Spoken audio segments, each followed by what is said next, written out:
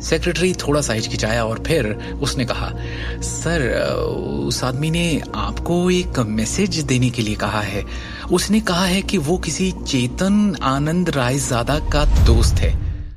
उस अधेड़ उम्र के आदमी की भौहें तन गई और उसने गंभीरता से सेक्रेटरी को देखा।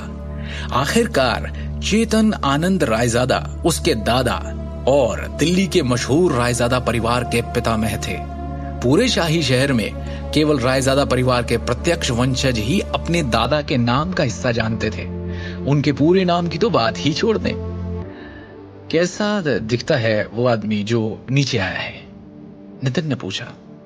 सेक्रेटरी ने तुरंत जवाब दिया, यंग है सर, यही कोई 23-24 साल का होगा।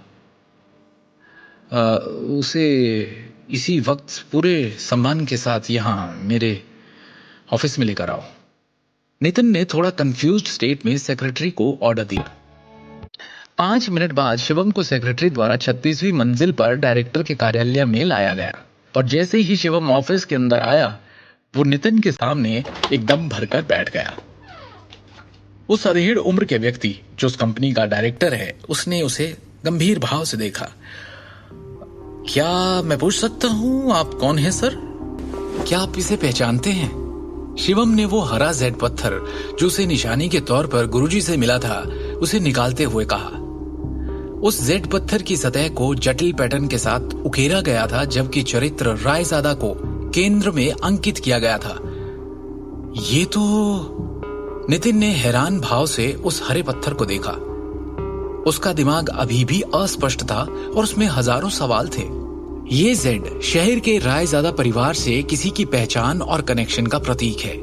ऐसे केवल कुछ ही पत्थर तैयार किए गए थे, यहां तक कि खुद नितिन के पास ऐसा एक भी नहीं था। अब कृपया एक क्षण प्रतीक्षा करें, तब तक मैं आनंद जी को आमंत्रित करता हूं, नितिन ने सम्मानजनक स्वर में कहा।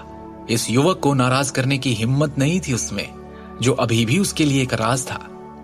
शिवम ने हां में सर हिलाया। कुछ ही समय बाद नितिन सफेद बालों और दाढ़ी वाले एक बूढ़े व्यक्ति उनके साथ ऑफिस में लौटा। नितिन थोड़ा पीछे हुआ और वो आगे आए। नितिन सिर्फ बिजनेस के प्रबंधन का प्रभारी था।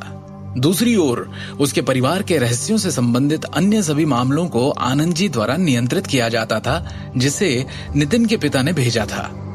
वो बूढ़ा करीब 60 की उम्र का होगा, लेकिन उनकी चाल में सर्प जैसी तेजी थी। इसके अलावा उनकी तेज आंखें जोश से भरी थी, जबकि उनके शरीर में उच्च आत्माओं का उत्सर्जन था। शिवम के हाथ में जेड टोकन को करीब से देखते हुए बूढ़े ने एक सांस लेने से पहले अविश्वास में देखा और अपना परिचय दिया। मैं हूं जतिन आनंद। क्या मैं आपका शुभ नाम जान सकता हूं sir? Shivam. Brother Shivam Raizada group के लिए जेड टोकन लाए हैं। मुझे माफ करें, लेकिन क्या मैं आपकी पहचान का परीक्षण कर सकता हूं? जरूर। शिवम ने हां में सिर हिलाया। जतिन को एक नजर देखते ही शिवम बता सकता था कि वो एक साधारण बूढ़ा आदमी नहीं था। इसे देखकर एक बात तो साफ थी कि जतिन आनंद तक्षक विद्या की दुनिया में एक विशेषज्ञ थे।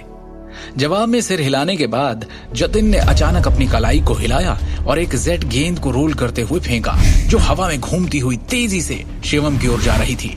अचानक हुए हमले के बावजूद शिवम ने तेजी से अपनी तरफ आती हुई उस जेड बॉल को नंगे हाथों से पकड़ लिया और अपनी सीट पर बैठ गया। और जैसे ही उसने अपनी मुट्ठी खोली, उसकी उंगलियों के बीच से जेड धूल का ढेर फिसलने लगा। इस अप्रत्याशित दृश्य को देखकर नितिन की आंखें चमक गई। जतिन आनंद की अभिव्यक्ति भी फीकी पड़ गई और वो खुद से बुदबुदाए, एक आंतरिक शक्ति विशेषज्ञ इतनी कम उम्र में? कहीं ये उस इंसान का वंशज तो नहीं? रायजादा परिवार के एक बुजुर्ग के रूप में वो प्राचीन तक्षक विद्या से संबंधित गांधी परिवार के रहस्यों के संपर्क में आए थे। इस प्रकार वो मोटे तौर पर शिवम की असली पहचान का अनुमान लगा सकते थे। जतिन आनंद ने झुककर सम्मान पूर्वक कहा, मैं रायजादा परिवार की तीसरी शाखा का बड़ा जतिन आनंद आपका अभिवादन करता हूं, महान Elder. Nitin Raizada great Elder का अभिवादन करता है, नितिन ने गंभीर स्वर में कहा। शिवम के हाथ में जेड टोकन रायजादा परिवार के महान बुजुर्ग की पहचान का प्रतिनिधित्व करता है। रायजादा परिवार के नियम बेहद सख्त थे और किसी को भी उनका अपमान करने की अनुमति नहीं थी। अपनी पहचान स्वीकार किए जाने के बाद शिवम ने थोड़ा सिर हिलाया। द ग्रेट एल्डर इस बार ईस्ट ब्रांच ग्रुप में आए हैं। क्या मैं आपके लिए कुछ कर सकता हूं? जतिन ने गंभीरता से पूछा और उनके इस सवाल पर शिवम के अंदर हजारों बातों का तूफान सा उठ पड़ा। आगे की कहानी जानने के लिए देखिए अगला एपिसोड सिर्फ पॉकेट एफएम के यूट्यूब चैनल पर और शिवम द हिडन वॉरियर के सारे एपिसोड्स को सुनने के लिए डिस्क्रिप्शन में दी लिंक से डाउनलोड करें पॉकेट एफएम ऐप।